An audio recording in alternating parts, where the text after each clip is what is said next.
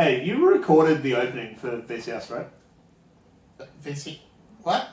VCS starts on Tuesday. Have you recorded the cold open? That's not your job.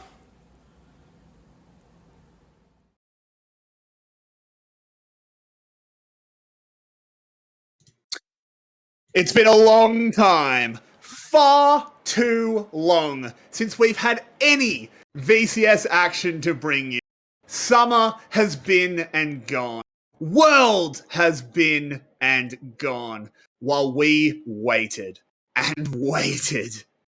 Finally, though, we return. We awaken from our long hibernation. We're back, we're here, and we have the most aggressive, most insane, and the most entertaining league in the world back. My name is 𝘀𝗰𝗶𝗹𝘀𝘁. With me today are 𝘀𝗶𝗵𝐴 and 𝘀𝗻𝐶, two of the greatest minds I could ever ask for. This is VCS English, and we could not be happier to be back. How are we today, guys? I'm just trying to think about the limit of your imagination, that of all the people you could pick and the biggest brains, that somehow I'm on that list. I don't understand. Well, see, mine's very small, so... okay, see, now, you recognize my brain's marginally larger, but that's about all it's got going for it. Exactly. But how are you, Rebel? How have you been? I've never been more excited in my entire life to stay up until 3 a.m. and continue staying up until 8 a.m. so that I could cover my favorite League of Legends of the entire world. There's bound to be some exciting stuff that happens during this, the only winter split we've ever had. So I'm happy to have some holiday action going on inside of League of Legends. And of course, 𝘀𝗻𝐶, you have appeared on our desk before, but this split you will be taking a much more prominent, which I'm really happy to be true. How have you been? How are you feeling about this winter split? Well, I'm pretty excited about it. I mean, it's also not maybe the most ideal time slot for me, as I need to get up early for it. But maybe that also is like better for me in my personal life, because it kind of forces me to fix my sleep schedule for this banger we have here. Because this is my first regular English project, and I'm looking forward to do a bit more than 1 or 2 guest appearances once per split. Because yeah, I mean, gotta take the challenge when you have it, right? Yeah, of course. And I mean, the big thing is that we're moving to 6 days, which is a lot of VCS. We've only ever done 3 before. The 6, we've expanded our team. We've all rallied together to bring you exactly what the product we want to put out. But let's start talking about that split. This winter split, I should say. We are on patch 11.19, as I think I'm phasing into the Shadow Realm. But Rebel, I'll let you talk first. This is World's patch. How do you think Vietnamese teams will adapt to that meta?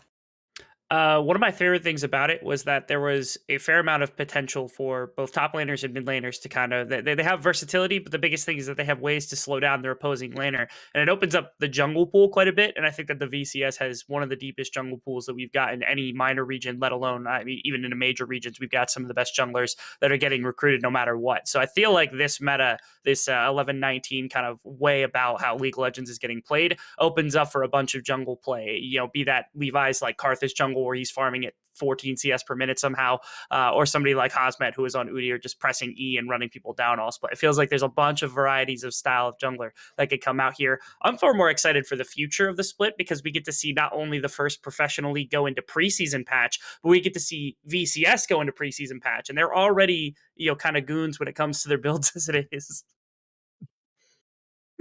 That's very, very true. 𝘀𝗻𝐶, what is some of your takes on VCS coming in to this patch and this meta? I mean, it's not just the World's patch itself, it's also like the new champions that are coming out. I mean, the last time we saw VCS was in spring. That was when 𝘁𝗀 got just released, and 𝘁𝗀 was bugged all spring, so he couldn't really be played there. So we have 4 new champions coming in with 𝘁𝗀, with 𝑘𝗁𝗄, with 𝘂𝑎𝑏𝗏, and with Gwen. And you know, the VCS style is a bit of like a skirmish addiction, I would say. And those champions all fit the bill in considering that, because they all like to skirmish a lot, especially the VCS champions with 𝑘𝗁𝗄, with 𝘁𝗀. I mean, even 𝘂𝑎𝑏𝗏, the W going rogue mechanic, way like revives his own teammates. That would be insane to see when there's fighting all the time. Yeah, that's a really good point. I really do think we kind of talked on the Good Morning Vietnam podcast that we did yesterday talked a lot about 𝘀𝘀cie and without really realizing that, yeah, to the VCS, 𝘀𝘀 and 𝘀𝗀𝗀 are new champions. Obviously, we don't consider them new champions in our minds because they've been out in the professional scene for a while. But we have some really star top laners as well. Giving that 𝘀𝗰𝗋, 𝘁𝗲, that kind of player, 𝘀𝘀, is frankly terrifying. I am so excited to see it. The one thing is, though, I don't think we're seeing too many enchanters. This is the VCS. Let's be real.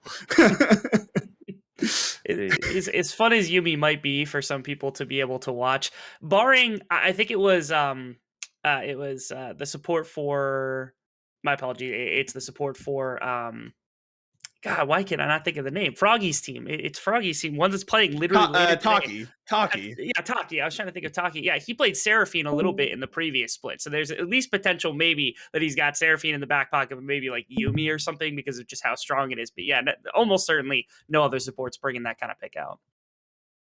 Yeah, there are a few supports that definitely play it. 𝘁𝗏𝗏 has played Yuumi in the past, not to great success, so maybe he's refined that one. We will find out, but let's sort of get to brass tacks and talk about our first series of today. We do need to get down to it, and it is going to be 𝘀𝑎𝑏𝑇𝑐 taking on Team Secret. Last little bit of late news is that 𝘊𝑎rtifact, the 𝘀𝑎𝑏𝑇𝑐 mid laner, will not be playing. He has apparently got COVID, which is really bad. Hopefully he's vaccinated and he's okay. But he will not be playing. Funnily enough, it means he's missing the rematch against his former team. I will throw to you first, 𝘀𝘀cie. Can you give me some of your thoughts on this matchup and which way you might see it going? At first I predicted 2-1 for Team Secret, but I admittedly immediately regretted it. But as I just got notice of 𝘀𝑎𝑏𝑇 not playing against his former team, and 𝘀𝑚 being, as his name says, kind of a 𝘊𝑎rtifact. star of his team.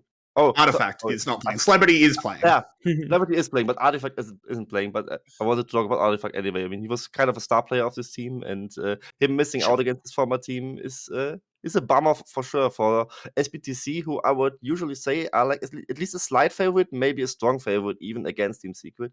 And yeah, I mean, if you miss the core of your core member of your team, you are on short notice, especially, you are bound to have something to work around, and it won't be easy. Yeah, it will for sure be difficult. Rebel, let's talk a little bit about 𝘀𝑎𝑏𝑇𝑐 in particular. This is a new roster for them that we don't really know too much about. They have done this rebuild around Celebrity. Where are your eyes being drawn? How do you think they're going to play this one out? So when they've got their full roster, they've got like the trio of they have 𝘊𝑚act, DK, and then they've got Celebrity, which are three big names, three really good players. And when those three are able to come together, our expectations for this team are high. I mean, we have them pegged as perhaps the fourth best team inside of VCS after the restructuring, after every roster comes through.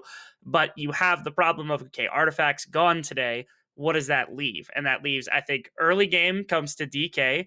Later game comes to Celebrity. Celebrity likes to play the big pop-off champions. He's got the most pentakills of anybody in the entire world in the history of League of Legends. That's something to speak to just how good of an ADC that he is.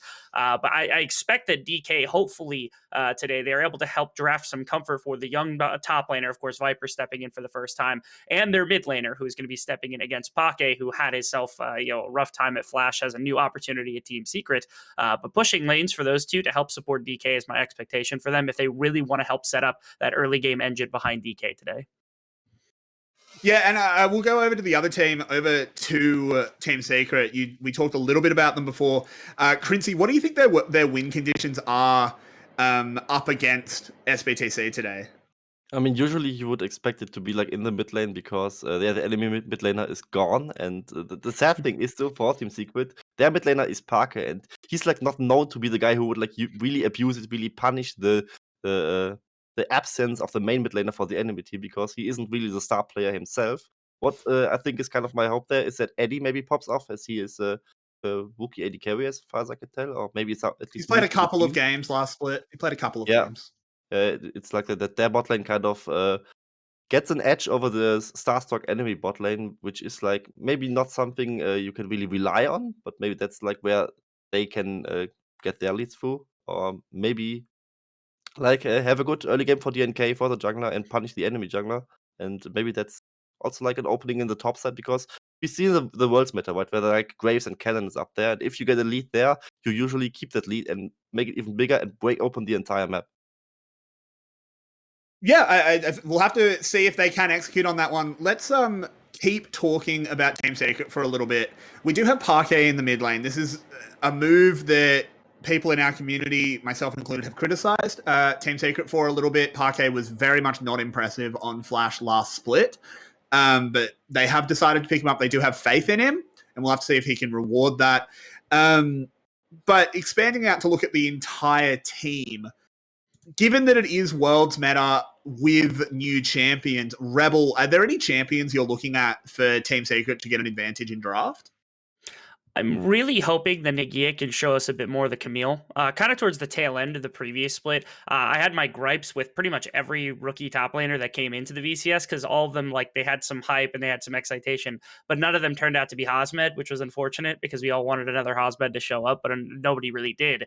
And so 𝘁cie was probably the closest, and there were these moments where this 𝘁𝗆 kind of came about, and 𝘁𝗆 has been just an amazing top laner all around, both as a blind pick and as a take into a number of different champions as a response. It also opened up during Worlds meta that things like split pushers, things like Fiora would pop up, Jax would pop up in specific matchups, especially against things like the Graves that are designed to sandbag the laning phase. And to me, now with one split under the belt for 𝘁𝗃, playing up against an extremely new top laner, potentially Viper, potentially the other person, their backup right now, between one of those two potentially. I feel like 𝘁𝗃 can step up with a 𝘁𝗆 play, and especially a very aggressive 𝘁𝗆 play today. And that's where my eye is on. Is like, can they secure that for their top laner? Can they get this kind of sophomore split here after they missed the entire summer split going, and get their top laner running? Because I feel like that is somebody who can help shoulder some of the load from their mid laner being from their mid laner being swapped out for 𝘁𝗃𝗃. And 𝘀𝗀𝗃, I'll throw you the same question, but for SBTC. What champions are you really looking at? Obviously, maybe ignore the mid lane a little bit. We don't know very much about the player that is coming in. But in the other roles, what kind of champions are you looking at for them to right the ship and actually take the game over Team Secret? I'm not too sure if they really play that style, but in the current meta, you will at least have to keep an eye on 𝘁𝗀𝗎. You have to keep an eye on Yuumi, or anything that plays well with 𝘂𝑎𝑙𝑖os, because those champions are strong right now. And usually, I mean, the VCS has some problems with not being too meta reliant and picking something that might be a little bit suboptimal, but more like speaking to their personal comfort. But I mean, it's celebrity in CBL, and if they want to be great, they have to be good at the meta stuff and maybe be ready. I mean, if they are on red side, 𝘁𝗀𝗎 is an option. On blue side, a little bit less so. But anything with 𝘂𝑎𝑙𝑖os should at least be in the back of their head, and they should be ready to play this. Yeah, I would be very, very disappointed if we see celebrity on Jhin. Obviously, Jhin, very, very strong on the patch, but I feel like he really has to play a carry role for this team. That said, I think Eddie could play some Jhin. He did play it in those few games that he got last split, and looked all right on it. Jhin was nowhere near as strong last split as he is on this Worlds patch, so wouldn't be too surprised to see 𝘂𝗋's favorite AD carry being picked up and played. I'll throw this as sort of an open question. Either of you can jump on this one. Just in general, what period of the game? Obviously, it's the VCS. It's early game. It's mid-game skirmishes. But are they going to be picking up sort of that? Where do you think they're going? Let me break it down to a real question, because I'm rambling a little bit. I think we saw multiple styles at Worlds. What kind of style? The more 𝘁𝗃𝗃, just fight at Herald style, or the Chinese a little bit more random aggression, though very well targeted aggression, but it wasn't always the same time? Where do you want to see these VCS teams coming in? You go ahead. Oh, and we have draft. So never mind. You can ignore my terrible question, because as you can tell, we got to the end of our point list. But we do have draft if we head on over to that. The bans are already in SBTC on blue side, taking out Graves, Twisted Fate, and Lee Sin. Team Secret removing Yuumi, Lucian, and Irelia. Where do you want to see these teams going now? as we are waiting for this first pick of VCS Winter.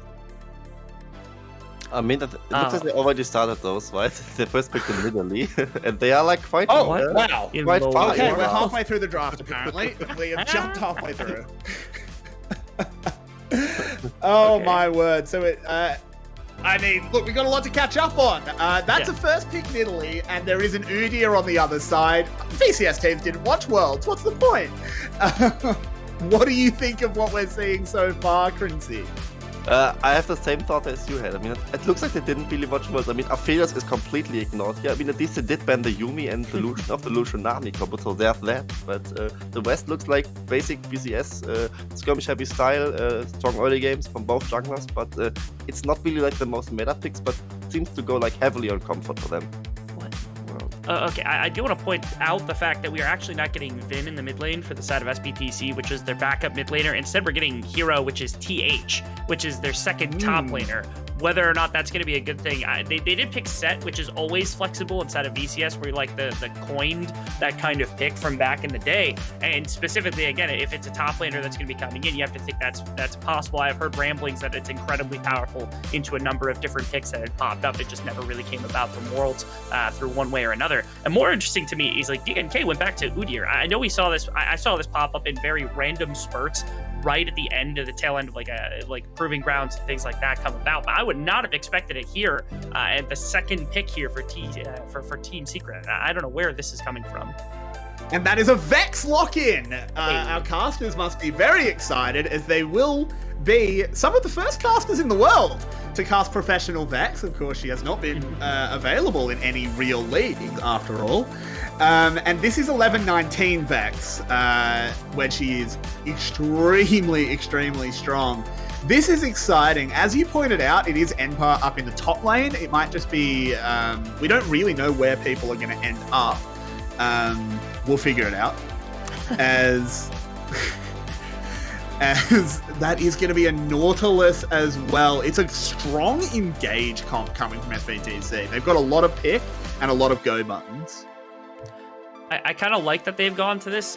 So I was going to point out, if for your question, my response to this was Team Secret style is they're going to play for that Rift Herald, and they're going to play for grouping most of the time. They've got players that have worked together in the past. They've got players that have some experience. And right now, SBTC, they're rocking 𝘁𝗶𝗏. I mean, 𝘂𝗀, he's relatively new to the position. It's 𝘁𝗁, but his name, it's 𝑀XDK. I'm going to stop calling him DK, start calling him 𝘁𝗁, because that's what he's for. But it's likely their team fighting is not going to be up to snuff. So TS's composition, I think, makes a ton of sense. And the combat of this is, again, 𝘁𝗁 getting the Nidalee, playing very high tempo to begin the game and try to put the pressure on as fast as possible.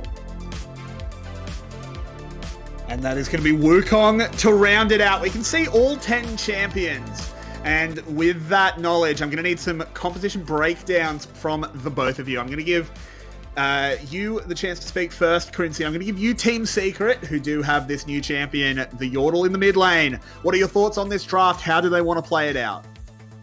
They need to salvage the early game in the top side a little bit, because Jayce Nidalee can be very aggressive. Jayce in the range versus melee matchup, of course, certainly very strong against the Wukong, who has some all-in windows around level 6. And Vex, I know it from Uniliga and from Prime League, where I casted it a fair bit. It's a very oppressive, overpowered champion, and there's a lot of trust they put into Parker, who hasn't been like the most star mid laner for Team Secret. But I really like the draft overall, considering that both teams kind of missed on the world stage apparently. But at least they got the Vex going on, and Wukong, a champion that can certainly survive the Jayce early game bullying a little bit. But together with Nidalee, there's certainly also an edge for SBTC. For I'm sure, excited. and Rebel? Go ahead. Yeah, I'm excited. So we don't have the 𝘁𝗏𝗃 on the side of SBTC, but we do have the 𝘁𝗏𝗃 coming out from their squad, because they've got the Jayce, they've got the Nidalee, they've got the Jhin, they've got range for days to work with. The early game is just going to be completely dictated by this Nidalee pick from 𝘁𝗁, and they've actually put a lot more of the damage potential into 𝘁𝗏 rather than on the bottom side with Eddie, which is a little unexpected in the back of my apologies, Celebrity instead. We would have expected that to go into Celebrity's pocket, but to me, like he said, they might have to salvage top lane, because it might be 𝘁𝗏 who's going to be receiving some of those early resources. Interesting, they're putting enough into the rookie. Right, I need both of you to give me a prediction for game one. 𝘀𝗀𝗃, you get to go first. Who is taking the first game? It's Team Secret. And Rebel, who is taking game one? Team Secret. And let's go over to our casters. I have the pleasure to introduce 𝘀𝘀cie𝗰𝗶𝗹𝗀 and 𝘁𝗏𝗏𝗀𝗀. Take it away, lads. Thank you so much, Carrix. We're jumping onto the Rift for the first game of Vietnam VCS. Not summer split, but winter split. 𝘁𝗏𝗏𝗀𝗀, how excited are you for this one? I'm very keen. We are back after the longest hiatus of my life. We've had so much going on to keep us occupied. I briefly moved my mind to China, but we're back in Vietnam now, and we are finally getting to see not only the first VCS, but 𝘀�UE. She's here. She's going to be a very impressive champion, as mentioned. She has that ability to just keep stacking up that fear, keep that personal space, should be able to make any attempt by the set to get on top of her. For a gank with Penguin, just completely deny it. And this should give a good point of pressure from the mid side, and hopefully the bot lane can also match up with the MF to sort of counterbalance the heavy poke that's coming out of the top side from 𝘀𝑎𝑏𝗋𝐻𝑇𝑐 and 𝘀𝗀𝗄. But we're seeing a very interesting 𝘂𝑎𝑏𝗋𝗀 going through the blast cone, completely undetected, it seems, judging by vision. And they probably got an inkling from the way they path to bot side, but 𝘁𝗀𝗀, let's go. That's how you start on VCS. Team Secret first onto the board with first blood, and it's courtesy of the top laner. So, yeah, generally we look at we see Wukong as a soft counter to the Jace. That's why it gets picked, but we don't expect it to start countering at level 1. It's more you have your armor build up to help you survive the lane and get to 6, but just takes it straight to the rookie, solo kills him off the bat in like just over 2 minutes, and it's a good, really strong start for Team Secret, and that's what they want. They want that strong. Start, because if 𝘀𝑏𝗋𝗋 get rolling, that's when, if they get to control vision, they have so much poke and it becomes a lot harder for Team Secret to enter, that they would then mostly be looking to rely on 𝘁𝗏𝗄's ultimate engage. But let's just take a look at this. Caught him in a brush at level 1 and then just gets the Conqueror stacks. Does not respect the re-engage with the flash E. That's a lot of distance Wukong can cover at level 1.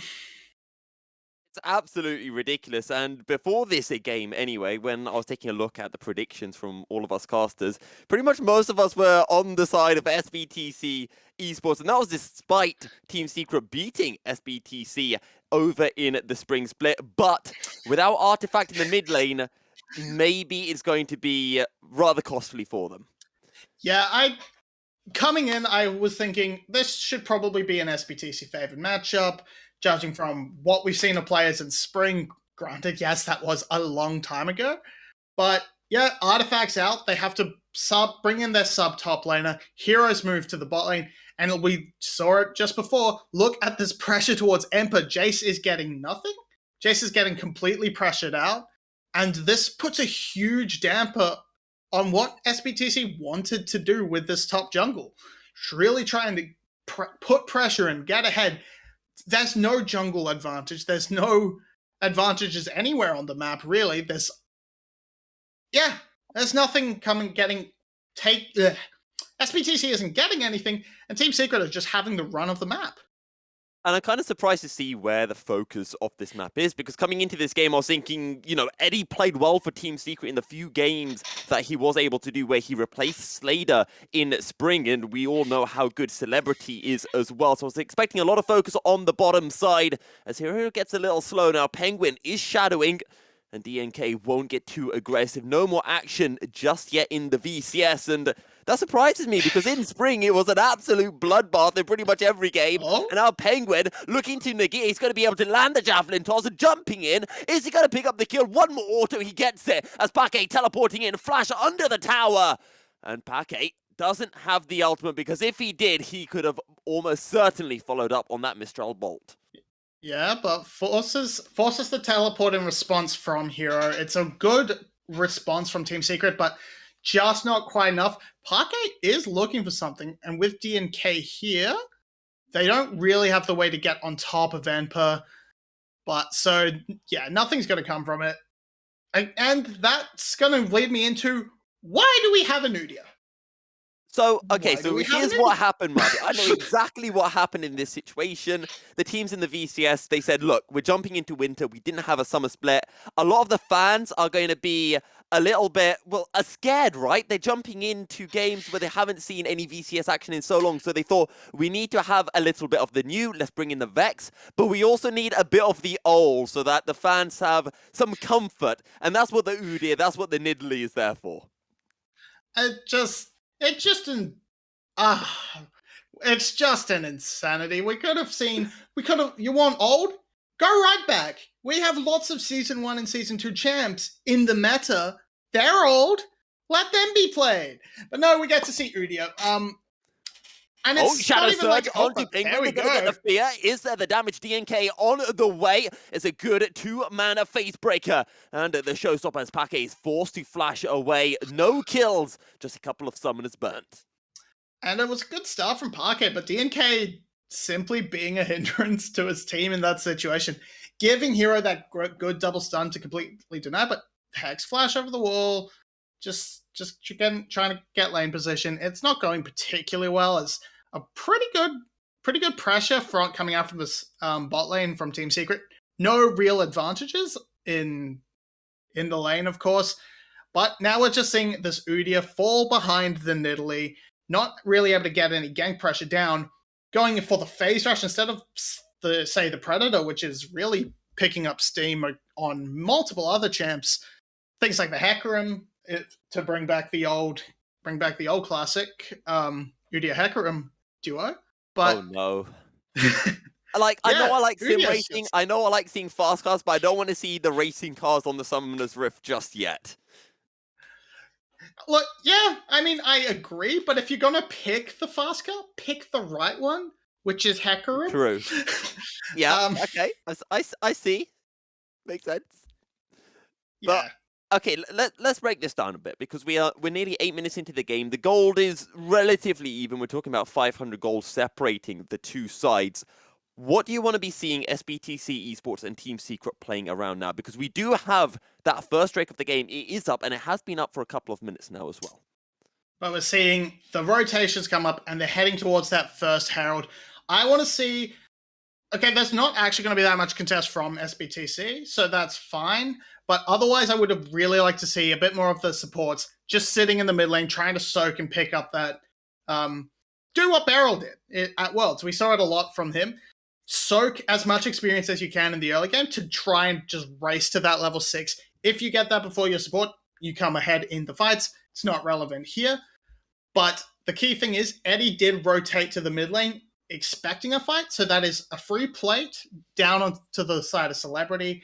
If you can get another one, that should even out the Herald, more or less, but it looks like it's just going to be for the one.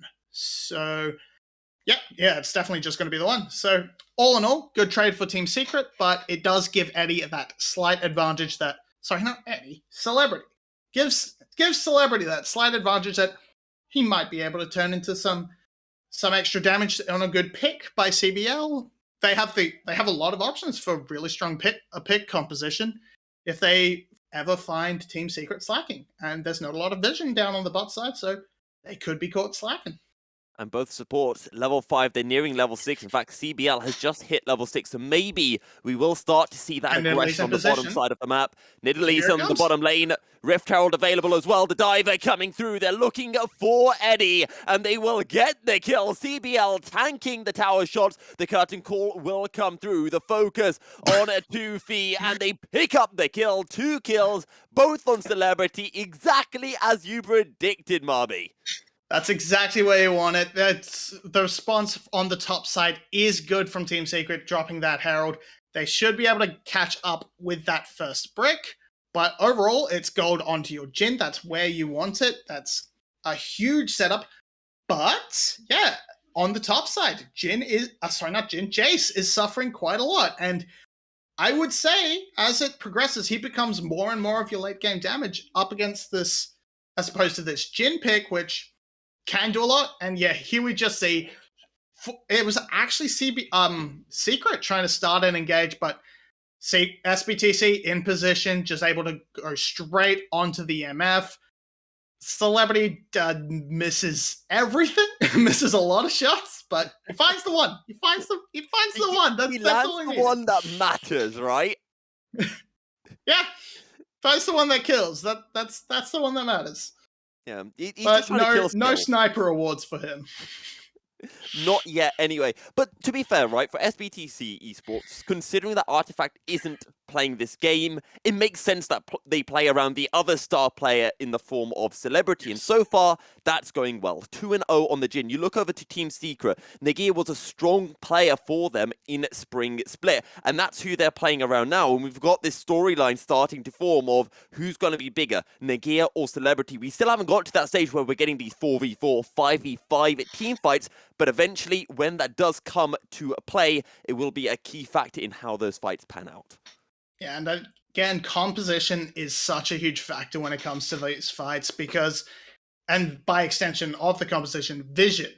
Because if 𝘀TC has vision, if they're first at the pit and Team Secret are face checking, there is spears, there's shock blasts, there's deadly flourishes coming out from the side of 𝘀TC that they have to be really careful of. And then you could also get a random snipe from, a random engage from the Nautilus if you're not aware, if you're out of position. But again, if Team Secret, they have the perfect ways of starting the game on their the fight on their terms. And if they do, they have a much stronger team fight with the Rakan, with the Wukong. But they just have to have that ability to not get poked out beforehand.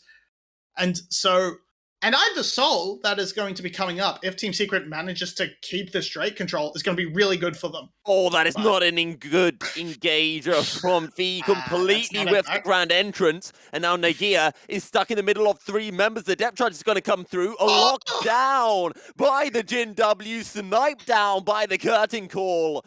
And dearie, dearie me, that is not how you start a fight, Secret. No, it's not. They miss everything from the side of 𝘀. 𝘁𝗍, we'll get to that, but in the end, it's not a lot. It's just that kill from Team Secret on the side of Secret. He's going to be down for a bit. It's a bit of gold back into the pockets, and it's just yes. But yeah, if you engage badly, it doesn't go very well. But 𝘀 is going to run into Penguin. Now, both of these mages have a lot of damage, but Penguin's doing all the damage right now as DNK joins into the fray, but hero nearby. And I don't quite know what I witnessed between the two AD players. Cute little move. Sort of your Lee Sin trick, but on Nidalee. It's nice to see. Yeah, okay, I guess we're not going to get that replay. Okay, so. What did I see? What buttons did Penguin press to do that? Because I'm pretty sure I saw a rocket belt somewhere in that. Yeah, so W to the target, to DNK probably, who had the hunt mark, and then rocket belt away. It's like following your Q and then Wing to a ward on Lee Sin. That's right. That's the same interaction. Fair enough. Fair enough. One dash very with another. snazzy. Very effective on camera, but not very effective in terms of doing stuff in the game. It's about sending message. Yeah. It's about sending message. Well, the message has been sent, I think. I don't know whether 𝘀cie received that message, but we'll have to wait and see. 𝘀cie actually still doesn't have that first item completed, and neither does Hero, actually, for that matter, which is rather surprising to see, because usually mid laners tend to get that first item rather quickly.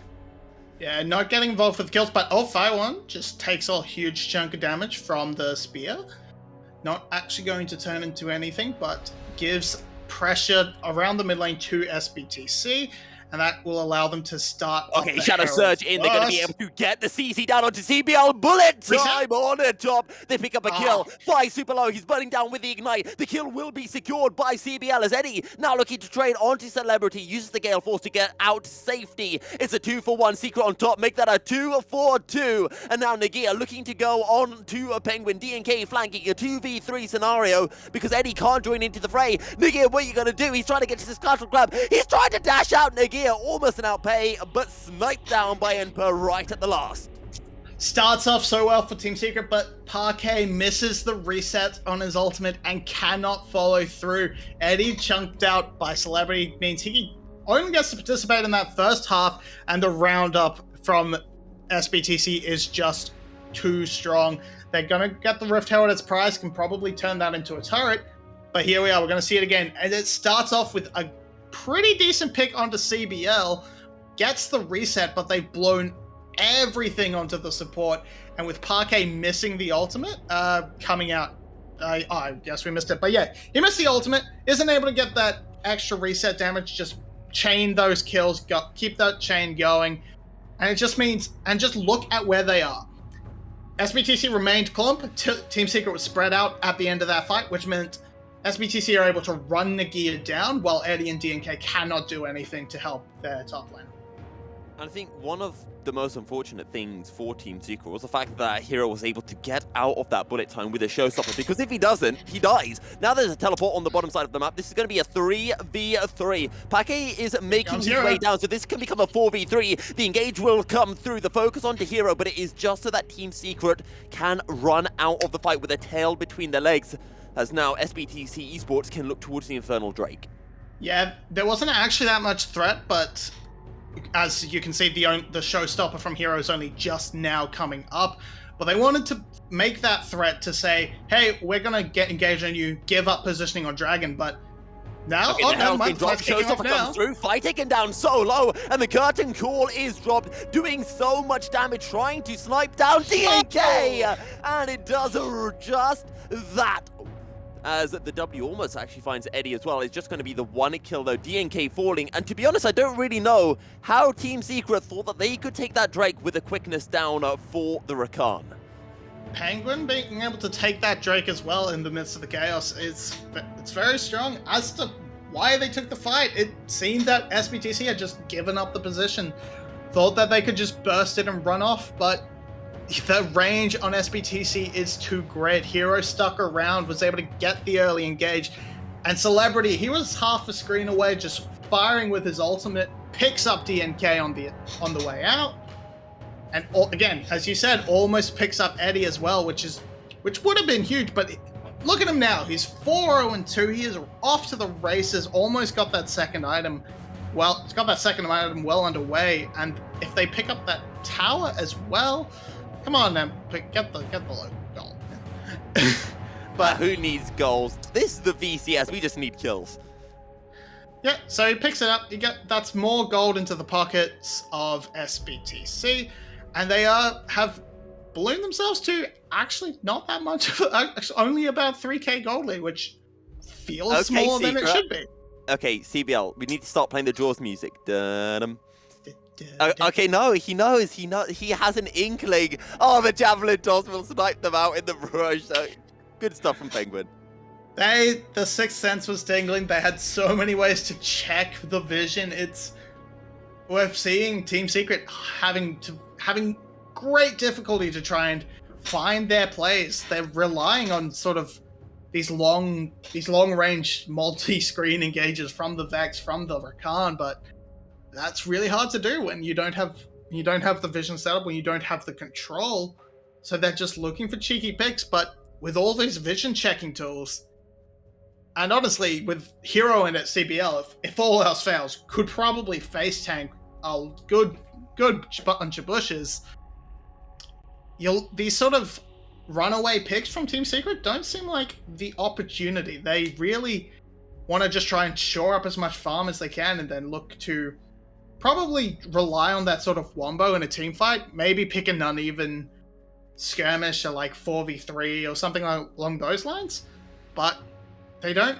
I mean, they do have the TP advantage right now, so they could try and force something without 𝘂𝗧, but he is sticking close to his squad and not giving them the opportunity. Now, I do want to throw to something that our hosting desk did bring up, because I remember before this game started, or well, before we knew that Artifact wouldn't be playing, pretty much everyone was on the side of SBTC, saying, oh, SBTC are going to win this, Team Secret trash. Okay, they didn't use those exact words, as the engage comes through, and that is going to be a very dead Rakan. Actually going to be able to flash out, pardon me, that is a 𝘁𝗃𝗃 falling, bullet time coming through, doing a fair bit of work, going to make it a 1-for-1. 𝘂𝗧 going golden, Cyclone going to be able to find the knockup. Now they turn their attention towards CBL, and Team Secret getting 2 kills, �DNK on the run, Grand Entrance comes in, finds the knockup. 𝘂𝗧 going to be able to use a shield to stay alive, they're returning engage comes through, and Fire going to be able to find the kill, make it rain, finding the slow onto Penguin, but no more. The wave now crashing in. Do 𝘀𝗀𝗃 want more? I think they do. When's that grand entrance going to be back up for Fire? They don't need it. They get the outer tower, and they walk on out. Team 𝘀𝗀𝗃 winning the first fight in what feels like such a long time. And Gold's even again! Gold's back to even over the fight in the mid lane about absolutely nothing. Thank you, VCS. It's just... I just want to say, that was the best Jinx ever, because I just started to go into a narrative about how our analysts has switched from Team 𝘀𝗀𝗃 to SBTC, and then Team 𝘀𝗀𝗃 win a fight! Yeah, it's a strong pick onto 𝘁𝗏𝗏 at the start, but you see the lack of consistent damage that comes in as it progresses. The team fight comp from Team 𝘀𝗀𝗃 is just better in these extended trades, and this big re-engage from Fire One is really what turns around, actually, and DNK as well. Just the front line, the CC guys from Team 𝘀𝗀𝗃 really setting up for Eddie to just pop off in the back and get a lot back for his team. And that was essentially a 4v5 with 𝘁𝗏𝗏 going down immediately. Okay, so we're 21 minutes into the game. I want to have a quick segment of the show, and I'm going to call it Rookie Review, because we've got a few rookies, a few new players coming in for the teams. What are your thoughts of them so far now that we've had a little bit of gameplay? So, honestly, the only real rookie is 𝘀𝗀𝗋. You could kind of say Eddie is, but Eddie's been in and out enough that I hesitate to call him that, as we're just gonna pause maybe for this dragon. I think we should pause because Drake's down to 1,800 HP. The curtain call has come through. Who gets it? It's going to be going over to the side of SBTC. Fee getting taken down low. That's going to be the showstopper, finding a fair amount of damage. The bullet time comes through. They're going to get the kill onto Hero, but no, he's staying alive for so darn long, but it's not long enough. Team 𝘀𝗀𝗃 get the kill. They may have lost to Drake, but that's still a fair bit of gold going into their pockets. Yeah, gold for one. Drake for one. That seems good for SBTC, but that's pathing from Team 𝘀𝗀𝗃. Oh, I think the dredge line hit the wall, but the depth charge will land. Fire running the hell out of there. Nagia taken down low, and he tries to stand behind this one. He's doing so much damage, but it's not quite enough. He needs to get over the wall, burns the flash, but it's SBTC Esports who come out on top in the second fight around that Drake. And a huge mistake from Team 𝘀𝗀𝗃, pathing so greedily towards that mid lane. Just give over 3 extra kills, and now Celebrity, Team SE is not secret. God damn it, I've been out of it too long. SBTC, are going to turn onto the Baron because they have such a huge advantage on the map. There's nothing Team 𝘀𝗀𝗃 can do about it. They have a teleport on 𝘁𝗏𝗏. What's that gonna do? Absolutely nothing. So just a free Baron off this massive error from these young players from Team 𝘀𝗀𝗃, just pathing super greedily, and the Baron is guaranteed by this beautiful spear that just slides past DNK. But that's everyone off the map as Eddie's forced to retreat. Free Baron. Now what can they turn this into? There's still outers on the map. There's in the top lane, there's those inner turrets that give a lot of gold now. So it should be a really good way for SBTC to just blow the lead open and secure this game for, well, the first game of VCS. And I think one of the biggest issues for Team 𝘀𝗀𝗃 is the fact that they're kind of forgetting, okay, you've got the Shadow Surge, you've got the Cyclone, you've got Bullet Time, you've got Quickness. You use that, you've got nothing else left to fight with. Whereas, you know, Celebrity's still going to do so much work. Penguin doesn't care about his ult because that's on what? A 2-second timer? Same for 𝘀𝗀𝗃, right? Yeah. It's, yeah, so once, yeah, it's like if you have the big fight, and that fight never stops and keeps going, Team 𝘀𝗀𝗃 should, in theory, have the advantage. But yeah, if this fight disengages, SBTC's ability to sort of do their thing is back much quicker than it is for Team 𝘀𝗀𝗃. So if the momentum ever pauses, it should be in SBTC's wheelhouse. But I like this from Team 𝘀𝗀𝗃, just rushing headlong down the mid lane, and okay. I don't quite know what's going on. A Quickness has been used. 𝘁𝗏𝗏 now on the run. He's going to be able to get the fear with the 𝘀𝗀𝗃 E. Oh, look in the top lane.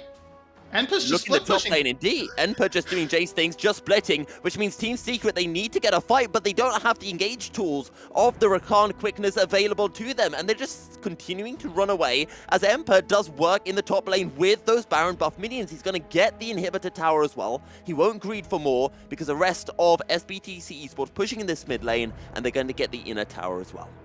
Yeah, and if they can keep this push going and get this tower, they could potentially just keep going, rotate to 2 inhibitors, and that sets them up very well for this next dragon that would put them at Soul Point.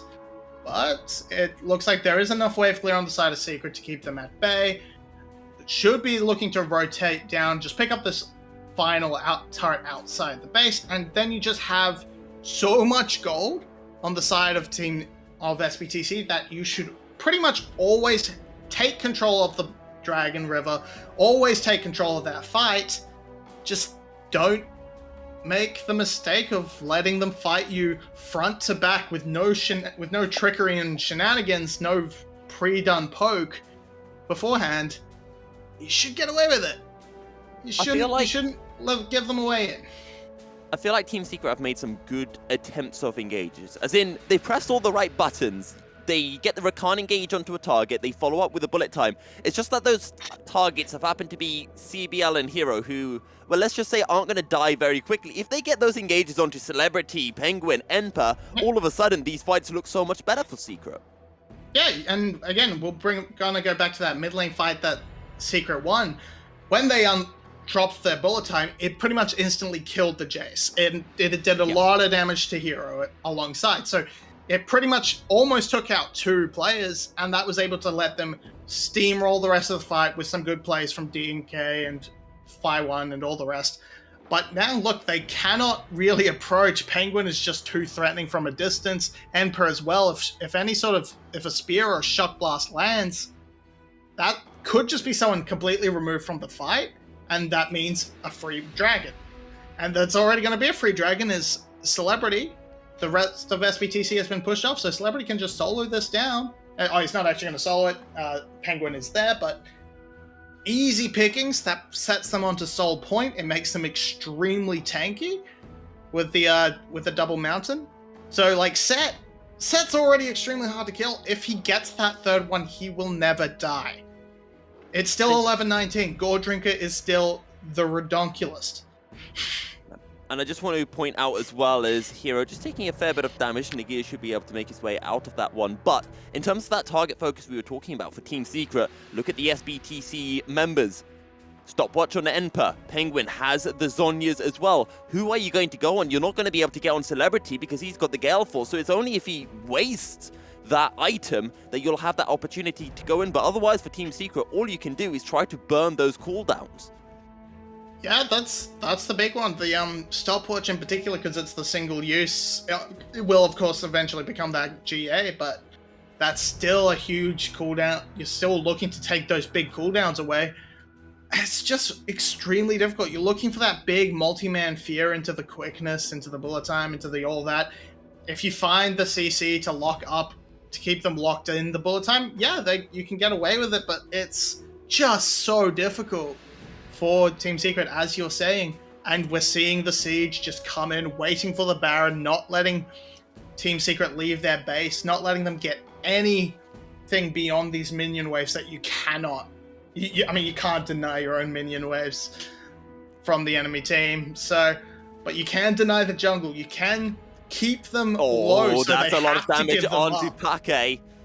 I was just wondering if the 𝘀𝑆BTC would go for more, but they decided against it. And this game is on a knife's edge right now. I feel up, and then Team Secret making to look the play though. They are. Shadow Surge is going to be able to find his mark. 𝘀𝗀 goes golden to be able to deny the fear, but will it be enough? Flashes forward. 𝘀𝗏𝗀 goes golden. Surely they get the kill onto 𝘀𝗀. They do indeed, but all the while 𝘀𝑆BTC Esports pushing in the bottom lane. They're going to get the inhibitor tower, but they will get no more. And for Team Secret, a team that is trailing right now, they will take every single thing they can get. And in this case, it's a kill onto the 𝘀𝑆BTC Esports top laner, which they will take gladly. And this is completely fine as long as Penguin doesn't overstep, which he may have. He didn't even get the red buff for it. and 𝘀𝗶𝗋 is on the chase. The Deadly Throat dear. will be able to find his mark. Oh, the Penguin, flash. he fails, and now the engage comes through with a quickness. What can they find? They get the knock-up, they get the kill onto no. Penguin. Penguins can't fly, but Penguins can die. The 𝘀𝗶𝗶𝗹𝘀 will just probably take 𝘁𝗀 into his own doom. The Blue Smite finds the slow, the Guardian Angel will get popped, and Team 𝘁𝗀𝗃 will pop off and get 3 kills overall. 𝘀𝗀𝗋's back alive, And it's cut out.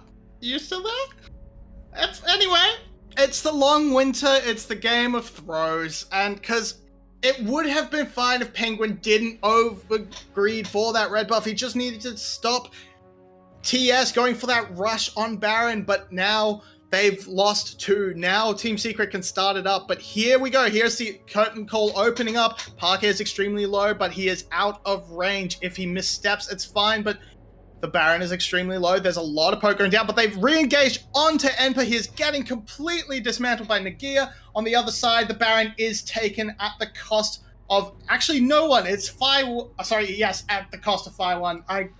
I'm not meant to do this. Don't worry, Marvy, because we have called in the reinforcements. 𝘀𝗀𝗃's internet is suffering a little bit, but thankfully we have a second play-by-play on hand. My name is 𝘀𝗃, and I am helping out just until 𝘀𝗀𝗃 can return. It is the Baron secured for for Team 𝘁𝗀𝗃, I should say, as this game continues to be a back-and-forth classic bit of VCS. Oh my goodness, it was in the bag for 𝘀𝗏𝗃, but after that, his Team 𝘁𝗀𝗃 is back within 4K. They have the Baron that should shore it up. And here we see the problem. Penguin just needs to just keep eyes on Team 𝘁𝗀𝗃. He doesn't need to greed for this red buff. And that means he's just gonna get run down by the Udyr, by the Rakan. The missed Deadly Flourish means Penguin cannot get out. It means the rest of the reset is all for nothing. They just needed to reset. Oh, it's so bad. And then 𝘁𝗀, he tries, but I think he was going for 𝘁𝗫, but he clicks DNK and just seals his own doom with that showstopper. But here's the chance for It 𝘀𝗏𝗃. certainly stopped something. It certainly Here's the stopped chance. something, but we have a Mountain Drake on the Rift.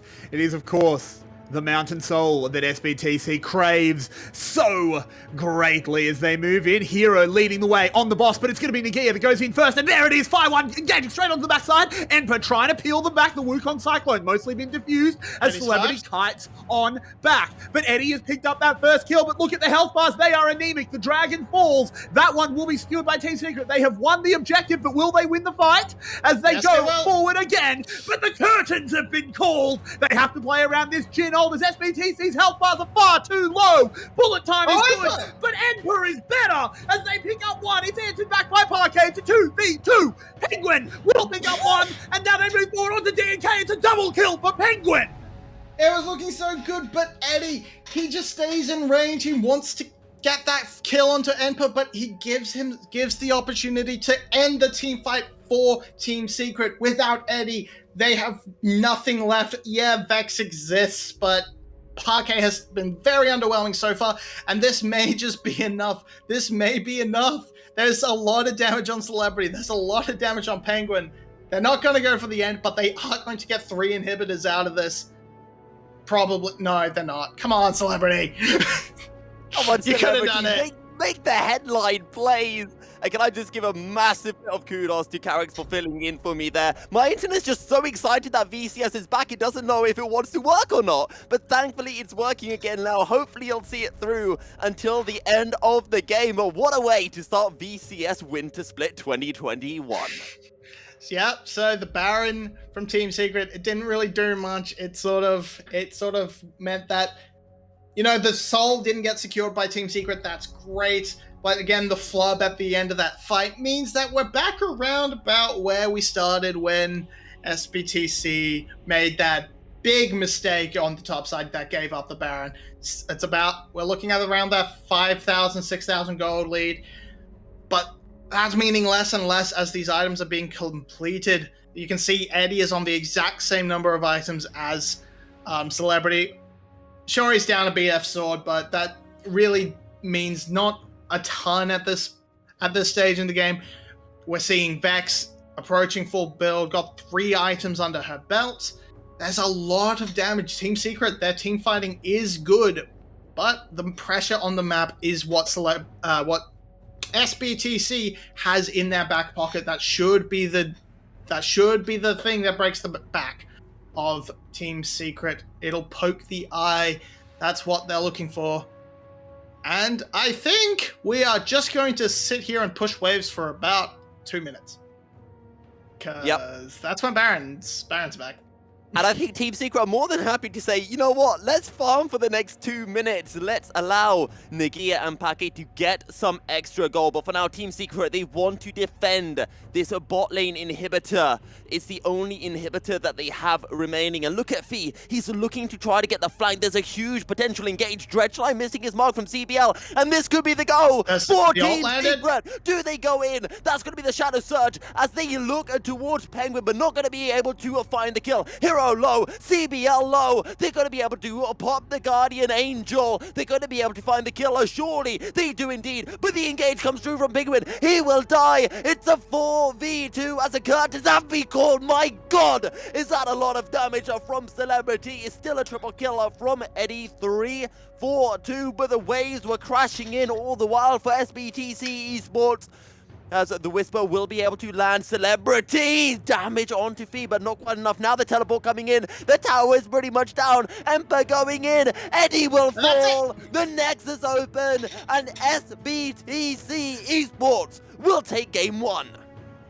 Yeah, it was a noble defense from Team Secret at the end, but they were playing a 5v6. Those minion waves crashing meant that even though they walked away from the fight, even they couldn't have any agency. They were just stuck on they had to go back to their Nexus that was falling apart, and 𝘀𝑠BTC able to completely, honestly, defy expectations. We thought they had a worse draft. We thought they might struggle with 𝘀𝗀𝗀, but they come out swinging and win the first game of VCS Winter.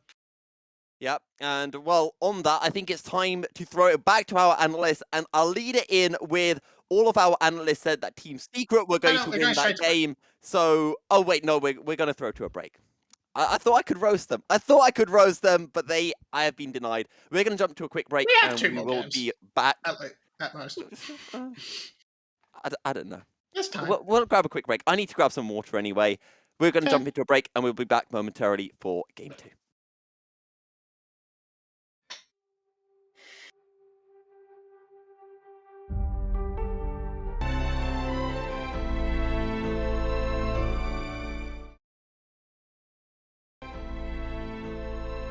All of you in chat who were questioning the constant fights, may I welcome you to the VCS. This is our league. Can you see why we were so excited for it to be back? The constant action, the constant fights. It doesn't have to make sense.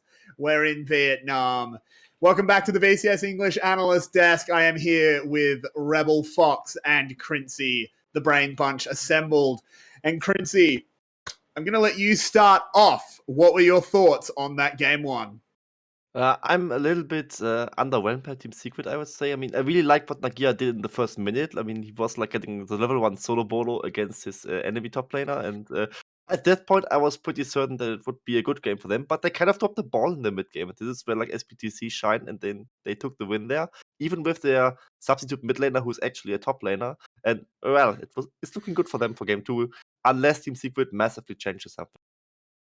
Yeah, it felt pretty easily as though there was like this disconnect with Team Secret as to what their win condition was. Because like when we saw these little glimpses of them getting these solid team fight setups, things look great, right? But 𝘀𝑠BTC, they understood it much faster. You saw that dive on bottom lane. You saw the number of times that we got Penguin in and about in the jungle, just like messing up kids as much as possible, flexing with that proto belt, a few mechanics out there on display. And really, that was the crux of their comp, and they got it done much faster. For sure. And Rebel, we'll stay with you for a moment. Going into game 2, do you think Team Secret... I think we can all agree that they definitely have a chance. That game was not a blowout, even though it had potential to be. It was somewhat close in the end. Do they have a chance to bring this one back? Yeah, I think one of the biggest things that they desperately need to fix was mid lane. They had a really good champion in the Vex, and it was doing great in the first 10 minutes. I wrote the joke "Pake" more like "Fake." That came out a lot worse than I thought it was going to in my head, but it's supposed to be spelled fake because that's his name spelled pocket. I'm going to ditch that for at least a minute. But at least it's the fact that the Vex champion was good, but he did absolutely nothing with it and got bullied far before fights. The number of times that Vex got like set ulted is probably more times than everyone else in the world combined on Vex has been set ulted because of how much further that champion should be played back from a fight. Get Pake something that he can actually take over mid lane with, and all of a sudden you have a combat. If you're going to pick Udyr into Nidalee, you play into the Nidalee. You attack that Nidalee. That's what they do in Korea with the champion. That's what they do in the LEC with the champion. That's what they try to do in the LPL with the champion before the Nidalee styles on them. But in this case, if you've got mid support, that's how you play this composition. And 𝘀cie, how do you want to see SBTC adapt, or do you want to see them do the same thing again to lock up a 2-0? I mean, they are 1-0 up and it's a best of 3, so they can experiment a little bit at this point. I mean, what they did was kind of like a band-aid fix, I would say, because they put their substitute mid laner, who is a top laner, on a top lane champion with Zed. And gotta say, so Pake kind of had a free lane there and didn't really get challenged at all in the first minute. And that is a worrying sign, as 𝘀𝗶𝗹𝘀 said. I mean, maybe he's Pake, he's like more like Fake, but maybe he's like Faker, but without an R button, is what we might have said. And with Vex, that would be a problem for sure. But yeah, considering Team Secret, I kind of like that draft a bit more. But why do you pick Udyr? I mean, if that Udyr was, as Mabinogi said, a 𝘀𝗀𝗋, I think they would have made their lives a little bit more easy. And we also saw glimpses of that in the game, like at 120 minutes when they attacked the little comeback on Celebrity. They looked like very fine scaling to the late game because SBTC kind of lacked the damage. And if they had like a decent engaged jungler, it would have been way easier for them, in my opinion.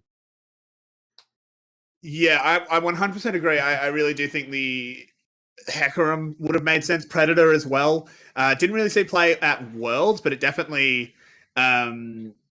was strong on the patch. It was just something that sort of reared its head right at the tail end of Worlds. Rebel, if you could change things about either team's draft, where do you think they were missing things? Where do you think they should change some stuff?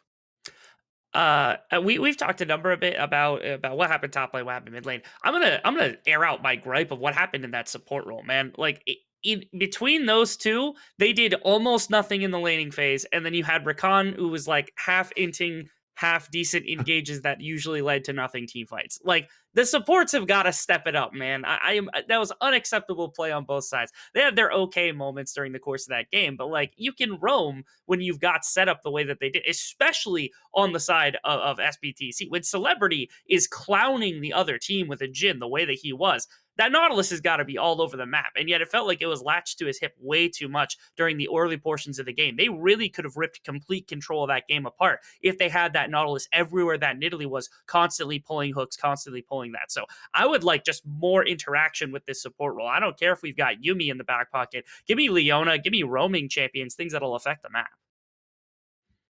Yeah. 𝘀cie, what kind of thing did you notice? What would you change? What I noticed, like not like in the draft kind of segment, but more in the gameplay segment. I mean, the Rakan and the Wukong, they have really great engage ultimates, and they weren't really in sync at all. I mean, like Nagia was like cycloning way too early in the fights and was just getting flinged around by the set, and the substitute mid laner was like having his game impact there, and he really shouldn't have, in my opinion. And we also in the VCS we talk a lot about the Jhin picks and how bad they are or might be. And I kind of agree to some extent, like he's not the ideal pick there, but Celebrity really played it well, and he was exactly what SBTC needed because Secret seemingly didn't really get to play around the huge range he had, and the curtain calls really hit their targets. Yeah, for sure. I actually do think they played around the curtain call very, very well. I think there was some really, really good long-range pickoffs with the Jhin. I know that's sort of just what the champion does, but it's not super easy to do, so I was happy to see it. But of course, Celebrity was just kind of incredible, just overall. In terms of how the teams played around the map, I mean, this is the VCS. We don't expect the highest level of macro, particularly out of two of our more mid-tier teams in the league. What do they need to improve on? Where was some positives potentially you noticed in that game, Rebel? First, I think 5 to 7 minutes, the game planning around topside for the side of Team Secret, where it's like, okay, you've got 𝘀𝗀𝗃 who's stepping in as a rookie, played very, very few games, probably green around the gills a little bit. They attack his Jace. He gets solo killed at level 1. They drop Rift Herald and get first tower for this Wukong, and all of a sudden 𝘁cie is sprung into the game.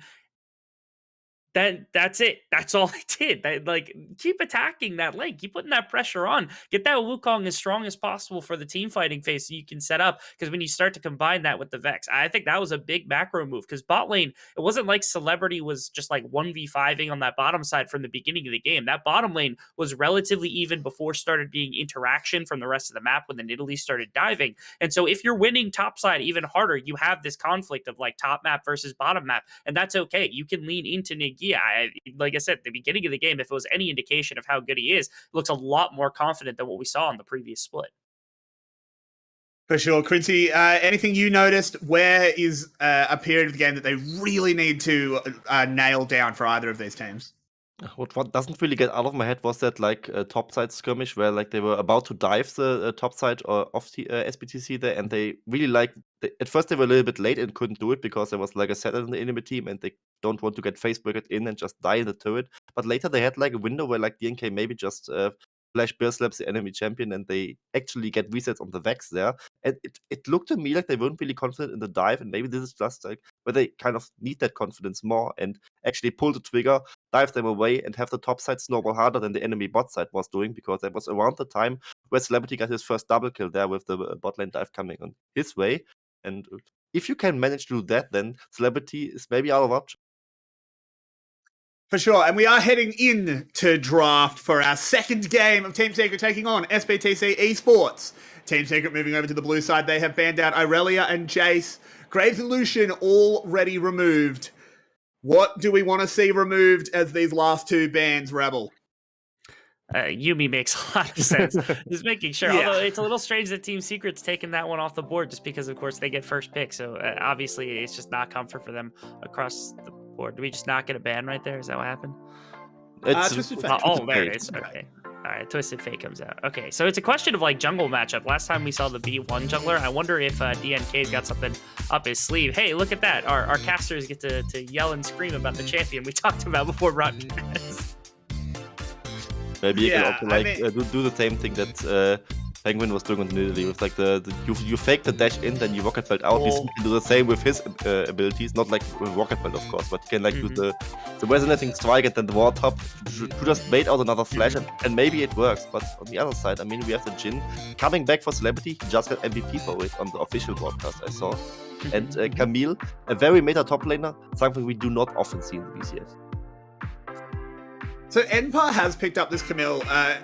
A little bit worrying considering there was a little bit of spottiness early on out of this player. He redeemed himself for sure.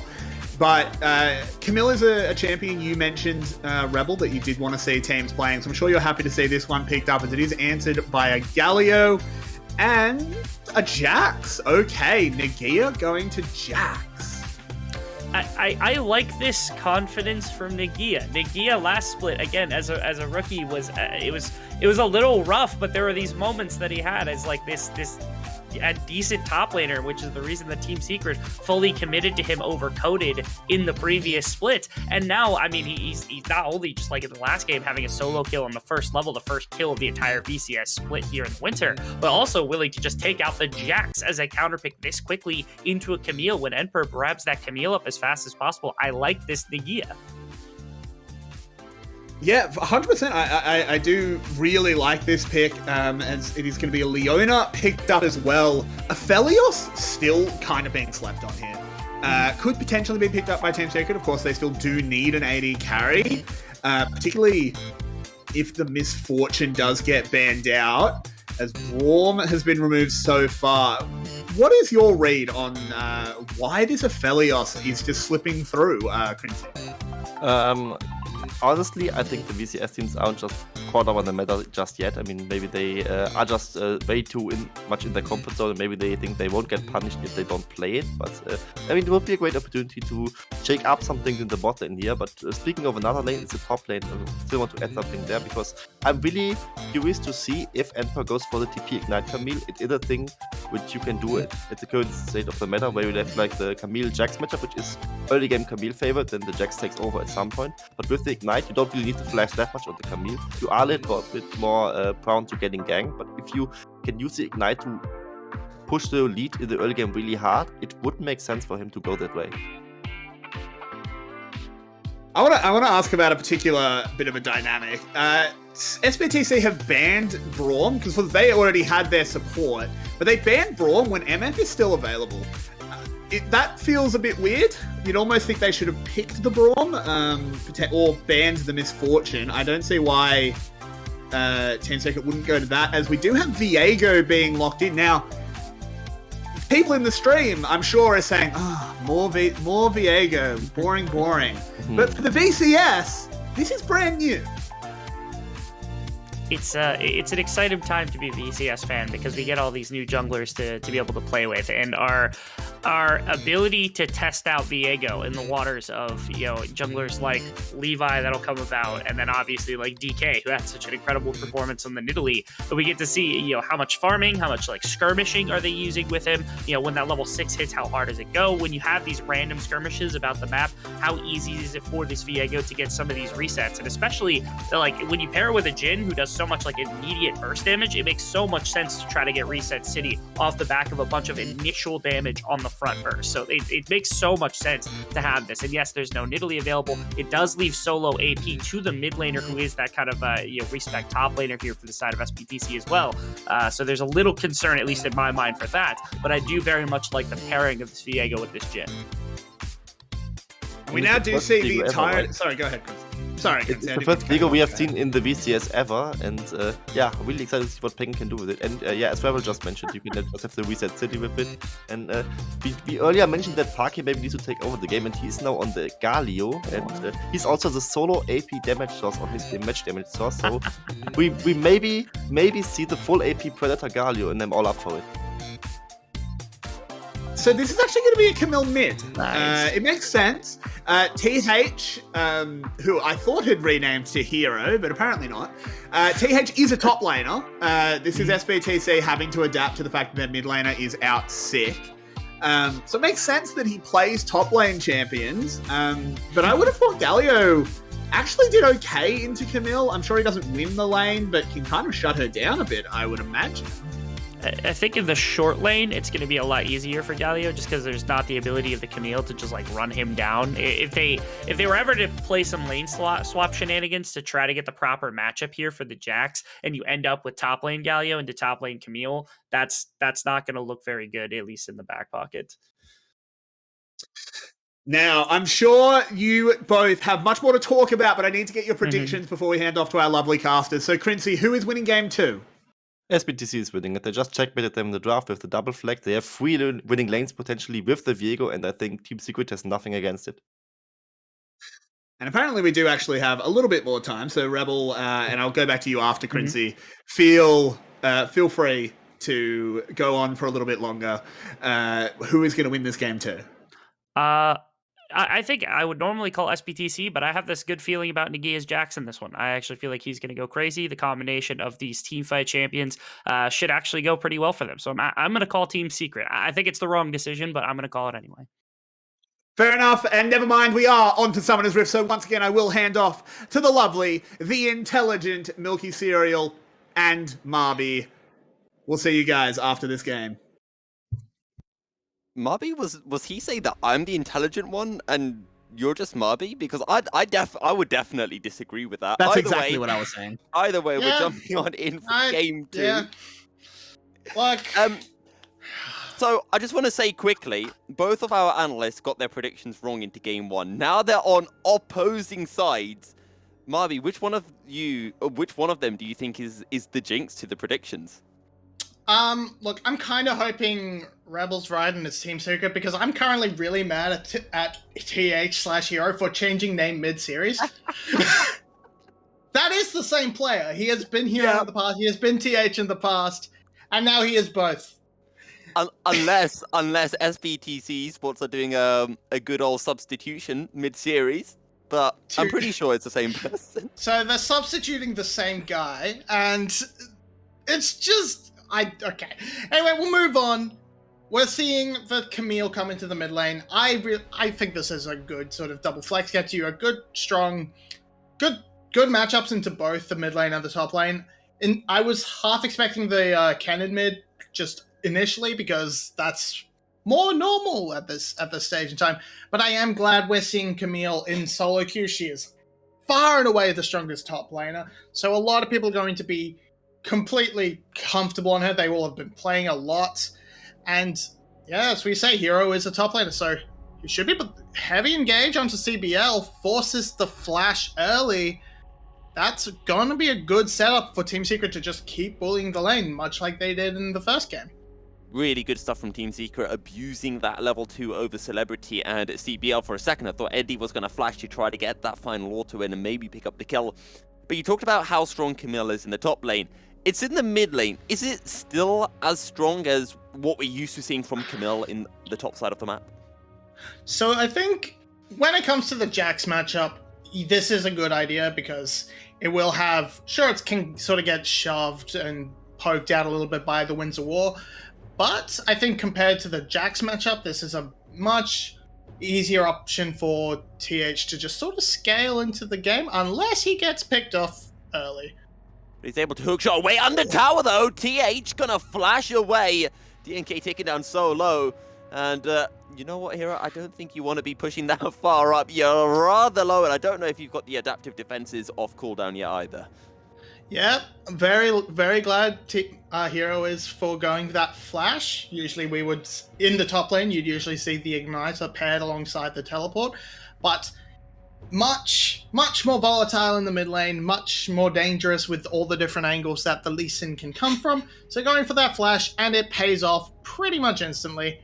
Just seeing posturing from the supports, but already 𝘀𝗀𝗃, he's made his presence felt on the map. He should be pretty comfortably keeping pace on farm with Viego. He's a little bit behind because he took that little detour through the mid lane, but yeah, he's Lee Sin. He should be a little bit faster in the early clears. He's got that strong gank potential, as we saw. It should be a much better look for Team Secret, as they should have that sort of pressure, but it is the pushing solo lanes that really is sort of keeping 𝘀𝗀𝗃 a little bit reserved. Really has to pick his moments rather than just going in and looking to fight Penguin in his jungle. So, I just want to point out, and correct me if I'm wrong, but 𝘀𝗀𝗃, You're wrong. rookie to the split. Oh, okay, thank you for that. Wow. Yeah, no, okay. Right. Go on. Okay, so 𝘀𝗀𝗃, rookie this split for SBTC Esports. In his first game for SBTC Esports, he died within 2 minutes to Nageer. This game, he's doing a lot better. In fact, he's got a little CS lead. So he had a bit of a trial by fire against the Team Secret top laner, but improving a lot from game 1 to game 2. Yeah, he had a little 𝘀cie. It's his first time in VCS. Only played a little bit of VCS-B beforehand, and he is just... So he had that 𝘀cie, but he played the rest of the game pretty well. He fell behind a lot, but he came back. He had impact in the later stages of the game on the Jace. And this time, yeah, he's doing much better. He's got a much more comfortable pick. Oh, NCH this time has it's a just been 3-man ganker party. spanker. And this time, Hero gets the kill as well. First blood for Team Secret. Yeah, they just repeat the game. No flash for TH, and he is playing hyper aggressive into this matchup. And 𝘀𝗃𝗃 just walking at Penguin and forcing the flash out. It's a huge wave lost as well from TH, so that completely undoes any advantage and gives a good bit over to to Team Secret. Oh my god, I'm gonna keep doing this, aren't I? Come on, it's winter, it's, festive season coming, it's fully acceptable. But here's a quick replay of this, because this was just disgusting with the 𝘁𝗃 combo. Yeah, just very little opportunity, and the stun coming through the taunt still in place as the hookshot comes through. So it's just locked in place, can't immediately detach, and the follow through from the Sonic Wave just to finish him off. And now it's going to be just Now rinse it's and repeat. 5! So first it was 2, then it was 3. Now, this is just disgusting. Let the 𝘀cie𝗰𝗶𝗹𝗀 play League of Legends. I know it's a broken champion, but this is just...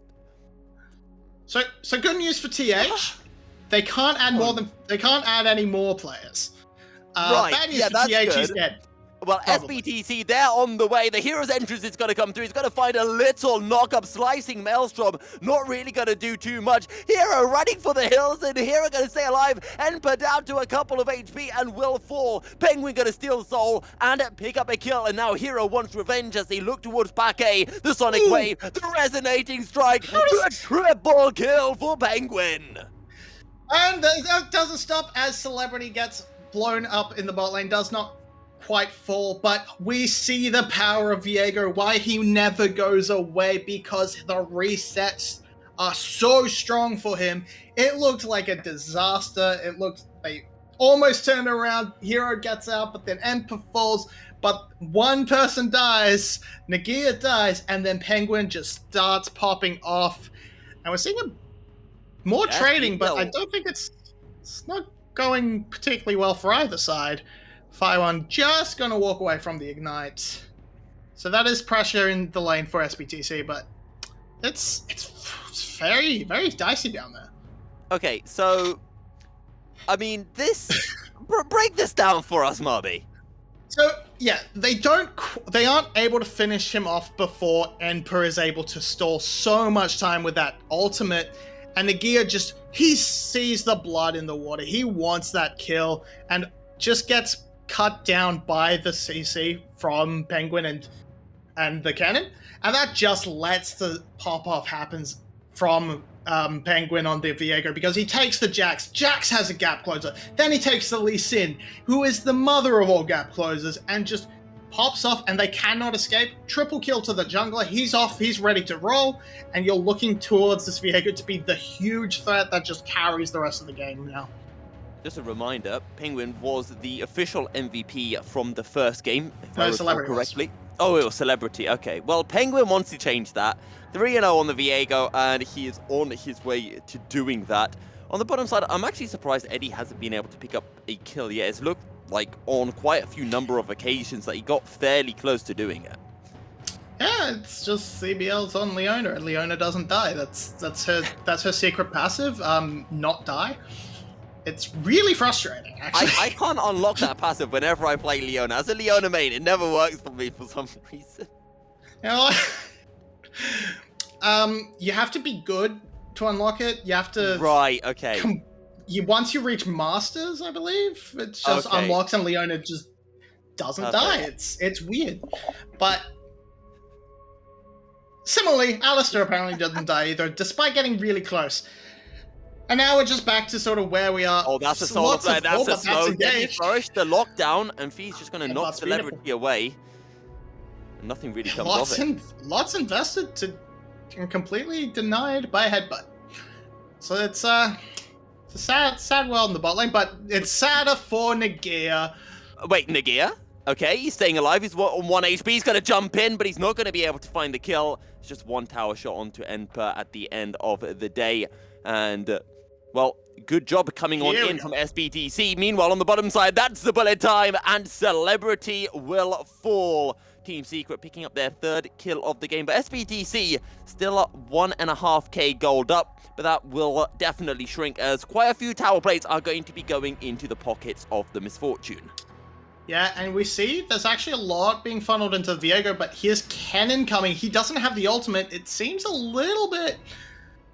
like it could backfire, but DNK just takes so much damage. Oh, there are so many teleports coming in the dive under tower. V tanking it all up, will eventually fall. That's going to be the knock-up coming on through as Hero goes in onto 𝘁𝗏𝗃. 𝘁𝗃 trying to stay alive, but will eventually fall. Eddie gets one, but now trying to kite Hero. And to be honest, if he had stayed there, maybe Eddie could have actually survived. Okay, that's a very interesting... I'm going to need to rewatch that. I'm gonna need to rewatch that because I sort of started laughing halfway through because it looked like Parker was really desperately trying to taunt 𝗀𝗀𝗀 as he ran away from tower. But yeah, here we go. You got your replay. So we're gonna see. It looks like it should be bad, but 𝗀𝗀𝗀 just takes so much damage early on that the trade back after killing 𝘂𝗶𝗹 is so easy. You know, you see the little wiggle as he's like, oh, low health. Oh wait, that's my team. And then yeah, he just presses the ultimate, which gives a free access for TH to just start picking up the double kill.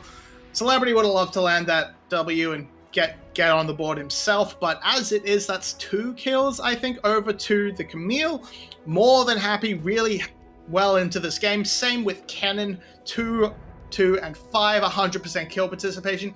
And the whole time, Viego's just chill on the top side farming minion waves, so he's also very happy in where he's at.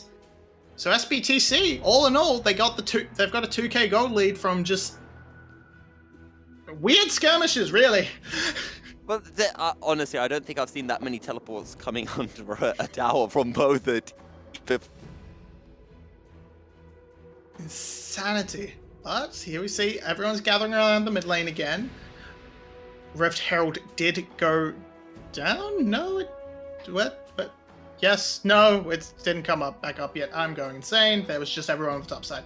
Nope, there's just a lot of fiddling around. Nagier's going to take a lot of damage from We have an Enpa. ultimate in the top lane as 𝘀𝗀𝗀 is going to rip forward onto Nagia. Yeah, no. 𝘀𝗀𝗀 died again. So No. 𝘀𝗀𝗀 is here, and Nagia will go down. Jax has been claimed.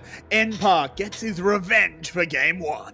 So yeah, when the ultimate came off, I expected that's just to push away, get the shove, but no, Nagia just does not respect the sort of range and poke, eats every shuriken and just ends up going down, and Penguin's coming for 𝗀𝗀𝗀𝗀.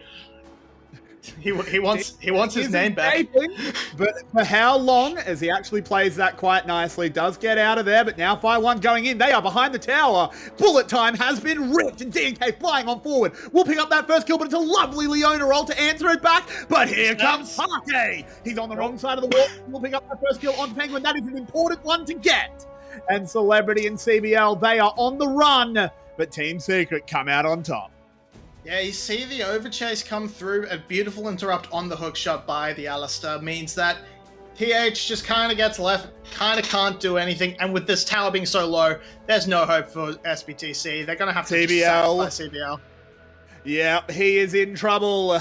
We'll be going and visiting the sun as the tower falls, as does Leona. Her passive didn't work, Marby. Yeah, apparently CBL just bad. I guess that's the narrative we've set. And here we are. Yeah, they try and chase onto 𝗀𝗀𝗀𝗀. That's fine. But here, what is this pathing from Hero? Just giving the free access to the collapse, and it just means so much damage is taken on top of them. They trade back one, but it's not worth it as they have to take so much damage to get that. It means the shutdown comes down onto the Viego, correct? And that's, yeah, it's the gold gap's closed by about 1,000.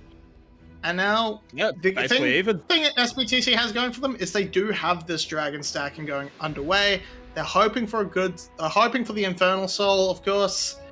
Though up against Team Secret's combination could do a lot of work. It could, but there is still a fair bit of burst. What rift are we headed to? It is going to be the ocean. Team Secret did pick up that Rift Herald as well. Of course, it is a 15-minute Rift Herald, not the most impactful thing ever. Of course, tower plates are gone, but it's still nice to force a bit of priority as Nagia and TH have a little bit of a rumble-tumble down in the bot lane, but nothing will eventuate from it. Yeah, and here we're going to have to really see 𝘀𝑏𝗋𝐶 get creative.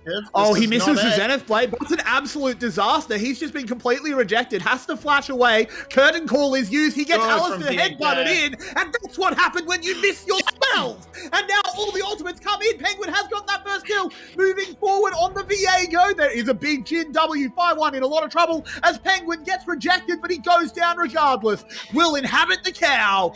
Not that he can find anything. And 𝘀𝑏𝗋𝐶 come out 2 for 1. Doesn't matter that CBL still thinks he's playing for Secret because Kennen is one of the most broken champions on this patch. That ultimate completely turns the the whole fight around and ends up being a victory for SBTC. They get 2 for 1. They get the tower. They are back to being comfortable. They're back to that 2k gold lead. They undid the drama in the bot lane, and now they can potentially turn this into a top lane tower as well, because that is very low right now. They just need a little bit of support for hero, and then they will get it. Still mad at your name, buddy. Of design. Yeah, it's a bit rough, but SBTC have righted the ship. They've gotten back on track, which we do love to see. This is the VCS. No game will ever go down without a little bit of throwing. The VCS is basically a baseball league after all. There's a bit of vision control now for Team Secret up on this top side of the river. Baron's still a little bit away, though. 𝘁𝗏𝗃 gets a little bit spicy, but nothing will come of it. Yeah, 𝘁𝗀𝗃 making a very good case for himself, saying, I'm back, I am still a really good jungler. I went to Worlds in 2019 for This a is reason. dangerous. Oh no. Oh, TH is in trouble. We'll throw out the Hextech ultimatum, but he's getting bullet time. 𝘁𝗏𝗃 takes a lot of damage on the backside. That teleport got cancelled in the bot lane as well. 𝘀𝗀𝗆 and 𝘁𝗀𝗃 having a scrap. 𝘁𝗃𝗃 going low, but can he get away? I think he can. Oh no, here's another lightning rush forward. He has the counter-strike, and let's go spam the copy pasta because the counter-strike has done it, and 𝘁𝗃𝗃 gets the kill. That final miss shuriken is just what 𝘁𝗃𝗃 needs to turn it around. It is so close, but can he dodge? Can he? No, he can't. Hey! Hey! He's got the fancy feet. Fantastic. 𝘁𝗃𝗃 gets away scot-free over a kill he really shouldn't have gotten, but it's just hero spamming in the old chat. 3 ultimates just for me. Ooh woo, what a guy. But you should not be trying to defend this. He's thinking he can get away from the taunt, but then what? Then what? There's still 3 of them there. There's actually 4 of them there. And it's really close for 𝘀𝗀𝗆. You can't fault him for going for this, but it's just that final shuriken, that last bit. If that lands, it's a dead 𝘁𝗃𝗃. Can I just get someone? I'm sure there's some Draven mains in the chat. Could you just tell me what 𝘀𝗀𝗆 does, guys? If you could just tell me that, preferably in Arabic as well. As it was a fantastic effort from 𝘁𝗃𝗃 to turn that one around, as we do have now a very even game. Only 300 gold in it at 19 minutes that's nothing. 300 gold, who cares? The only real impact difference at the moment is those 2 dragons that SBTC has. Yeah, and again, Hero just being very aggressive. He does have back up this time, so let's see if he can get anywhere. But now he's just let Penguin to die.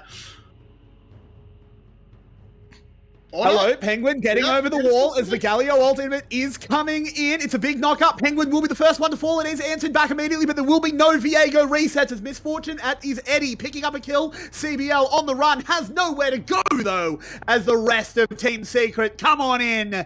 Double kill for Eddie. A beautiful prediction from 𝘁𝗀𝗃, knowing exactly that Penguin's going to go over the wall, so ward hops to meet him, puts the cripple on, and just lets the rest of his team walk him down. They try to re-engage, and it just means 2 more to the slaughter. 𝘀𝗀𝗆's going to get a tower back on the bot side. He's doing what he can without that teleport, but SBTC, you are now running a team fight composition. You should be looking to group up, or at the very least, try and fight around your cannon. Your cannon is the strongest point of your grouped fight, not this Camille, especially when the Camille goes in by herself 3 years before the rest of her team. Hero was very keen. Yeah, he was a little bit ahead of the play.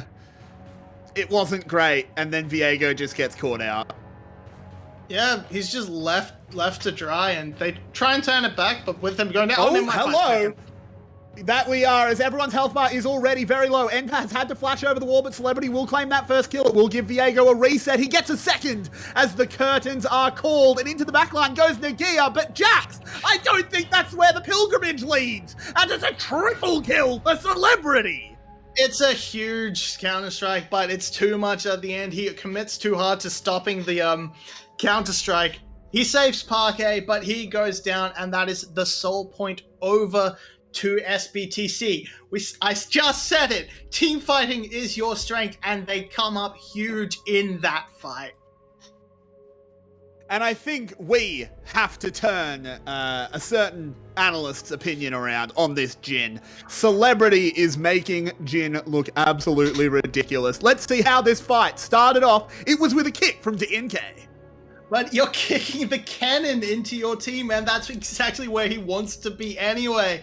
He gets out on a sliver of health, but look at this. The fight is pretty much over, and 𝘀elebrity has so much time to just open up on the backside. Plus, his team is keeping the jacks off, so he can keep firing off those shots.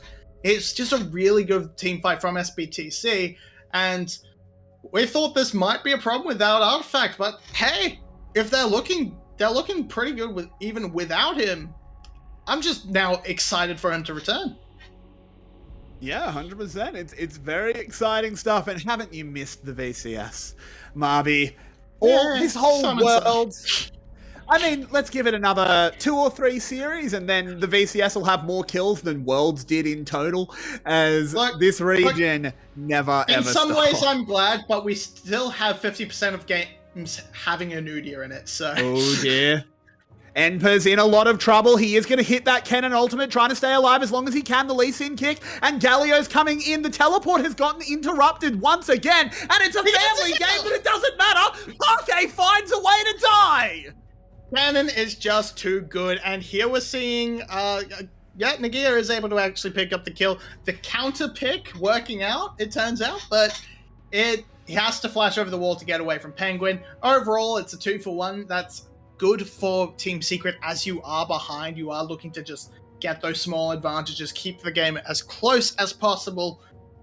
But it's still just going to be a little bit of a gold trade. Nothing gained on either side beyond a smattering of gold. Here we see, it's Nagia, great interrupt.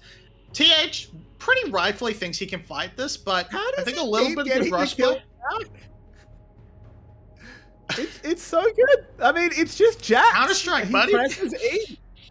Yeah, I mean, this is Counter-Strike so good, you'd think 𝘀emple was playing it.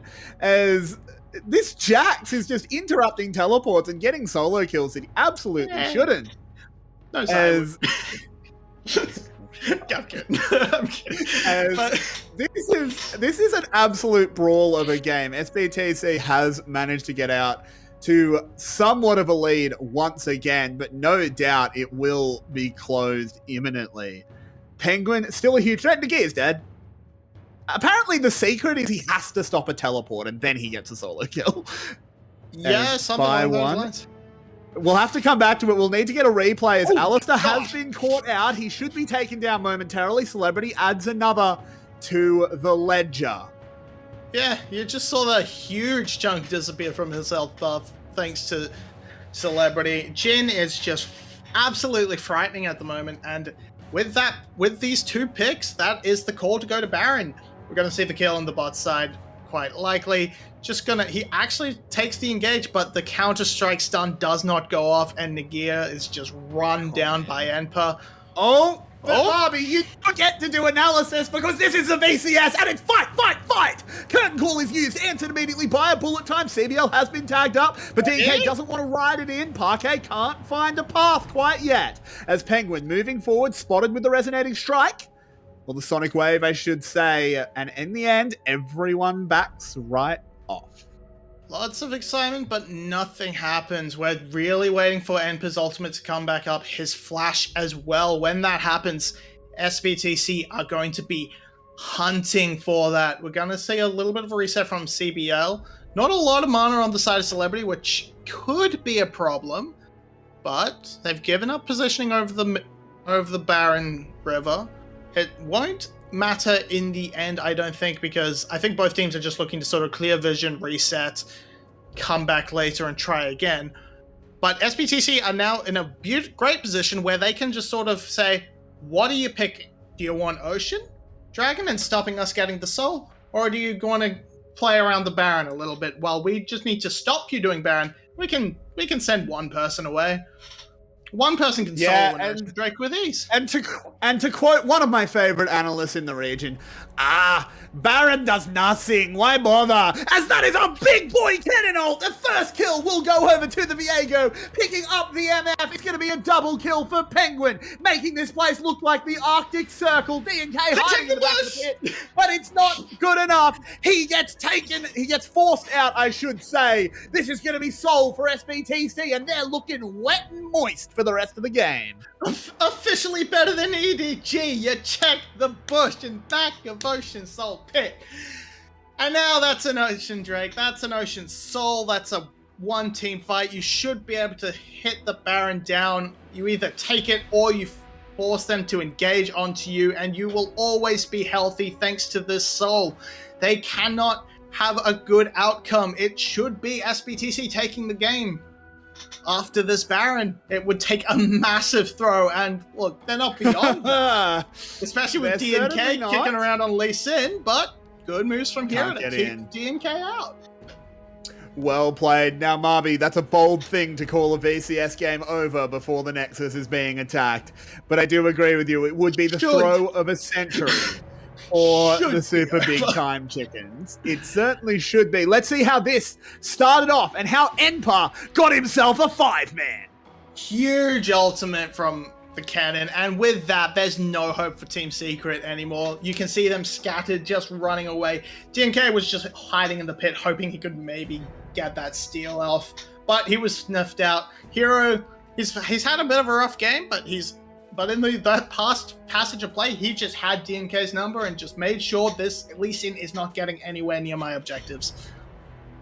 I'm back, 𝘀𝗶𝗶. It's good to be back, and I've been getting some updates from our analyst lads, and to be honest, I haven't been able to make heads or tails of it. I have no idea what's going on. I now see the scoreboard, and it's looking a little one-sided for SBTC. Is that the right kind of vibe I'm getting from this? In theory, there's still a lot of gold on. There's still a lot on the map to be taken.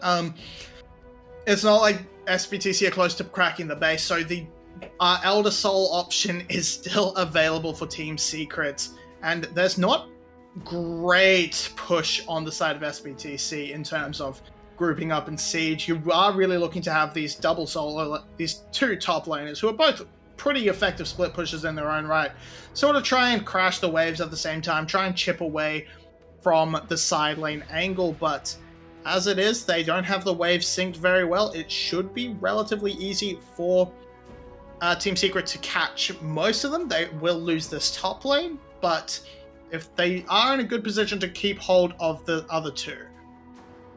And when you do look over at, I was gonna say, when you look over at Team Secret, they do still have that peak potential. You're looking towards the 𝘖𝗔, the Misfortune bullet time. We saw how much damage it could do in game 1, and now they had a little think about making a move onto CBL, but he's able just to flash out to safety. Unfortunately, they do commit beyond getting that flash out, and that gives up that top lane tower.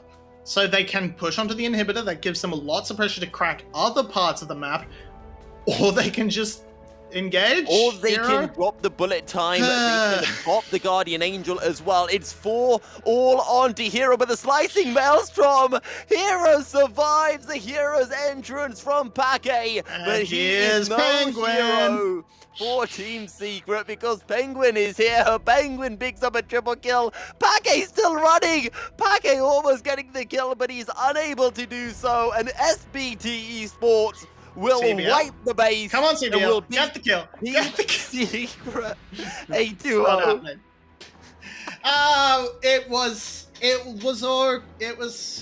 It almost looked like a fumble from Hero, but Cannon and Penguin able to completely pick up the slack and just basically 2v5 the enemy team.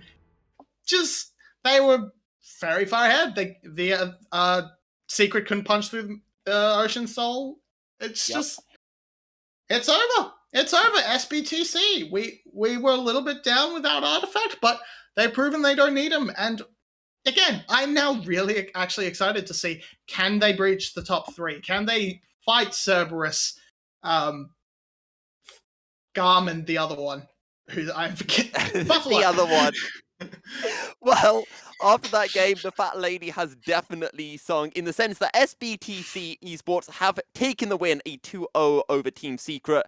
And in all honesty, I can't remember if it was 𝘀𝗀cie or Rebel who voted for SBTC. But either way, we're throwing it back to our wonderful analyst desk to get all of their thoughts on the second game of that series. Rebel was the problem. Hear that, Rebel? You were the problem, as that is going to be a big win there to kick off the VCS winter split. Kind of what we expected, maybe not necessarily in the result, but definitely in the way it was played out. It was bloodthirsty, it was back and forth, it did not stop. 𝘀𝗀cie, what was your take on that game 2 and the series in general? I mean, SBTC got my back after I predicted them because I thought they were like having 3 winning lanes. They kind of didn't have that, as bot lane didn't go as expected. And 𝘀𝗀cie, when he really got going, it was like a little bit worrisome because there was a certain 1v9 angle there. But at the end of the day, SBTC was just out team fighting them. I remember this one beautiful 5-man maelstrom by the cannon, and that was right before Ocean Soul 2. And yeah, SBTC rewarded themselves despite not having Artifact in the mid lane there. They still got the win, and yeah. That's an okay start for them for sure. And Rebel, what were some of your takes about these two teams in the games we just watched? Yeah, 2 games in a row, we actually got to see pretty much on display that 𝘀𝗀cie should have been a lot more of an impact for the tide of Team Secret when it came to, how is their game actually going to play out.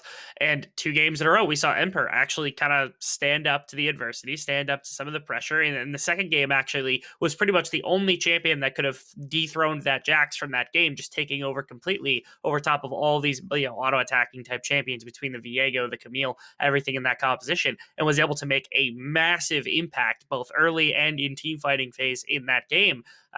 Props to SBTC coming in with what is effectively a rookie top laner and also a replacement mid laner and taking it to Team Secret, who on paper probably should have looked a lot better. They still look really, really like rough around the edges significantly. It seems like they don't have too much of an early game plan, and their team fighting needs quite a bit of work. 𝘁𝗏 specifically, I think, needs to get acclimated to the system quite a bit faster, but very, very good stuff from the side of SBTC. I mean, I think in general, 𝘁𝗏 definitely needs to up his game. He's someone we've talked a lot about, and I think that those games did sort of demonstrate why we talk about him as much as we do, and not in a very nice way, because it's rough. And what are some big takeaways you kind of read out of that? I mean, something I noticed is Akshan completely ignored. But were there any big things that you guys noticed in that series? I mean, they could have also like maybe picked the Gwen into the 𝘁𝗏. Maybe there was an angle for that. But I mean, the 𝘃𝗀x was fine. I mean, it almost carried the game, and 𝘀𝗀ie was individually doing more than fine, I would say. I mean, there was this one time where he like overstepped, and the cannon got the better of him, despite him getting the solo kill earlier. This shouldn't really happen if you like start a snowball coming in from the 𝘃𝗀x. But yeah, maybe Gwen would have been a pick there. But we need to keep track of the 𝘂ego𝘁, I would say, because 𝘂ego𝘁 now has a 100% win rate in the VCS. I don't think he can keep that, but I certainly think he is a champion that is that we will see a lot more in the VCS, either on the pick or on the ban side of the draft. 100% Rebel. Were there any big things you noticed?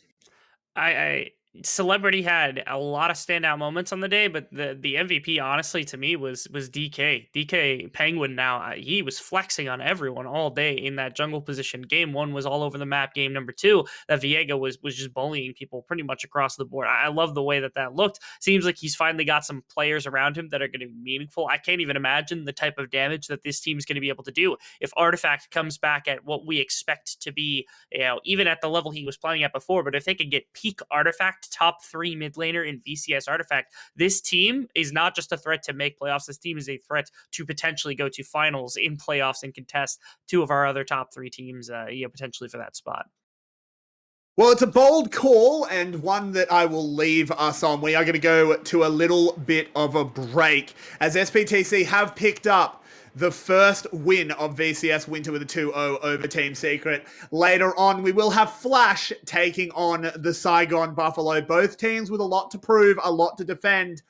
We will be back in probably about half an hour. We don't know quite how long the break is going to be. There will be a timer on screen as soon as we know it. But don't go anywhere, guys. This is VCS English.